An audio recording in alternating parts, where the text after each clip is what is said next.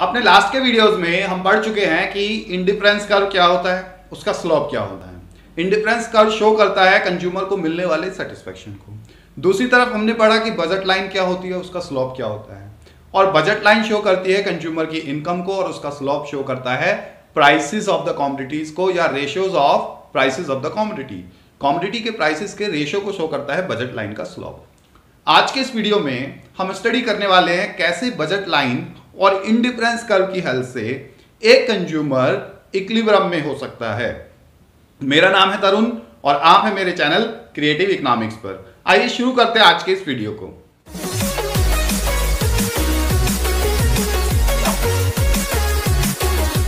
Consumer equilibrium का meaning वही रहेगा जो यूटिलिटी एनालिसिस में था। Consumer equilibrium is a condition where a consumer gets maximum satisfaction. It is a point where a consumer gets maximum satisfaction.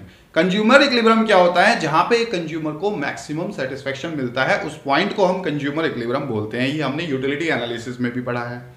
अब हम बात करते हैं इंडिफरेंस कर्व की हेल्प से अगर हमें कंज्यूमर इक्विलिब्रियम पढ़ना हो, हमें ये फाइंड आउट करना हो कि कंज्यूमर को मैक्सिमम सेटिस्फैक्शन कहां होगा, किसकी हेल्प से? इंडिफरेंस कर्व और बजट लाइन की हेल्प से। तो हमें दो कंडीशंस स्टडी करनी पड़ेंगी। हिग्स और एलन ने, जिसने ये चैप्टर दिया है consumer equilibrium indifference curve analysis, उन्होंने बोला है there are two conditions for equilibrium. Equilibrium के लिए कितनी कंडीशंस होती हैं? दो कंडीशन होती हैं। The first condition is necessary condition. Necessary condition को फर्स्ट ऑर्डर कंडीशन भी कहते हैं। इस कंडीशन के बिना इक्विलिब्रियम हो ही नहीं सकता। नेसेसरी माने जरूरी है ये कंडीशन। जब तक ये कंडीशन सेटिस्फाई नहीं होगी इक्विलिब्रियम नहीं होगा। दूसरी कंडीशन होती है सफिशिएंट कंडीशन, कि नेसेसरी कंडीशन सेटिस्फाई हो भी जाए, ये कंडीशन पूरी हो भी जाए, तब भी इक्विलिब्रियम आधा ही होगा, कंप्लीट नहीं होगा। उसको कंप्लीट करने के लिए हमें जरूरत पड़ेगी सफिशिएंट कंडीशन की। तो पहले हम देखते हैं नेसेसरी कंडीशन क्या होती है। What is the necessary condition of consumer's equilibrium? Necessary condition क्या है कि budget line and indifference curve एक दूसरे के टेंजेंट होने चाहिए। ठीक है, there must be tangency between budget line and indifference curve. Indifference curve budget line को छूता हुआ जाना चाहिए, कट नहीं करना है, टेंजेंट होना चाहिए। अब अगर हम बात करें जब दोनों टेंजेंट होंगे, जब बजट लाइन और इंडिफरेंस कर्व एक दूसरे के टेंजेंट होंगे तो slope of indifference curve equal होगा स्लोप ऑफ बजट लाइन के। This is the first condition.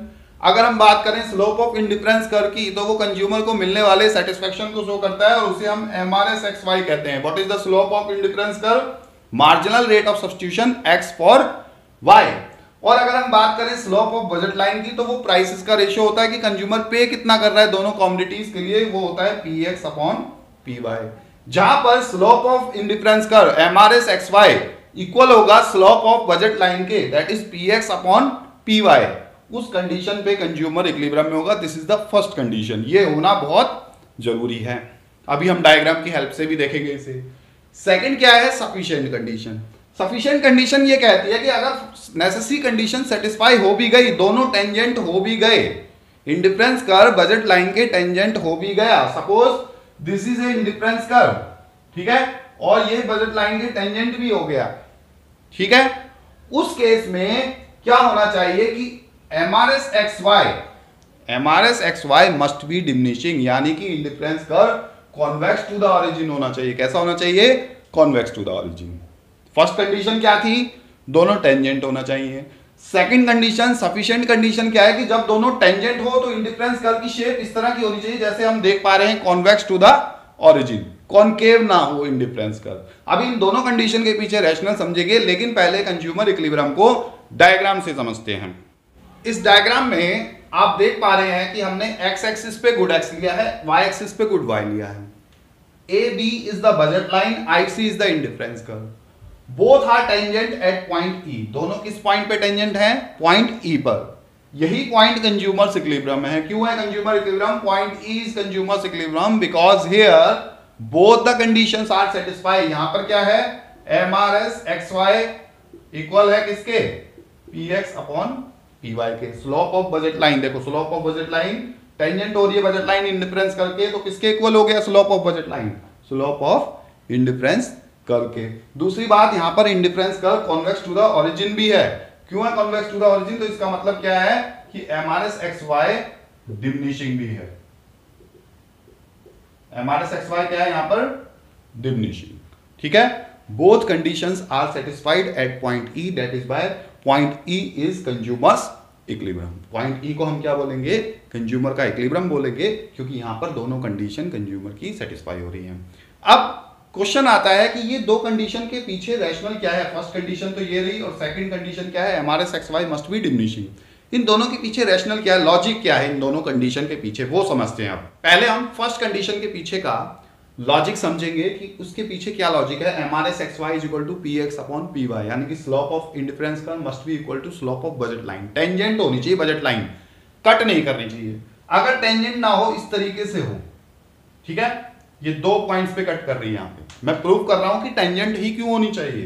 तो F और G ये दो पॉइंट ले लिया हमने।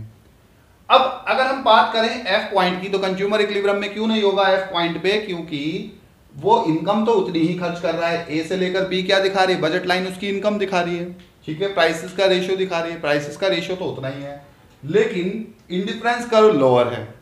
इंडिफरेंस कर्व क्या है? देखो, this is IC1 and this is IC2 suppose. अब लोअर वाले इंडिफरेंस कर्व पे हमने प्रॉपर्टीज में पढ़ा है इंडिफरेंस कर्व की कि लोअर सेटिस्फेक्शन होता है। तो अगर एक कंज्यूमर ई पॉइंट पर इक्विलिब्रियम में ना हो करके एफ पॉइंट पर अगर जाना चाहे, तो इसका मतलब है उसका सेटिस्फेक्शन कम हो जाएगा, क्योंकि वो लोअर इंडिफरेंस कर्व पे चला गया, लेकिन इनकम उतनी ही खर्च करेगा। सेम कंडीशन उसके साथ जी पॉइंट पर होगी। जी पॉइंट पे क्या होगा कि सेटिस्फेक्शन कम मिलेगा, लेकिन इनकम सेम खर्च कर रहा है जितनी ई पॉइंट पे कर रहा था। इसलिए वो कहां पर रहना चाहेगा? पॉइंट ई पर। पॉइंट ई पर क्यों रहना चाहता है?